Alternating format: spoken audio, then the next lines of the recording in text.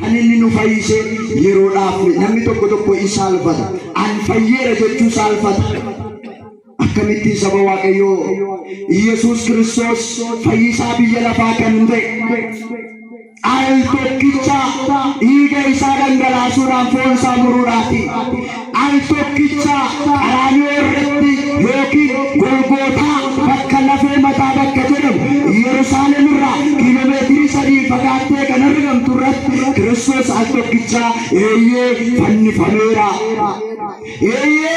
Golgootaa irratti bolla awwaalcha ergisaa irratti keessatti al tokko nuuf awwaalameera. Garuu al tokko adoyyuu maleessaa bara baraafidha.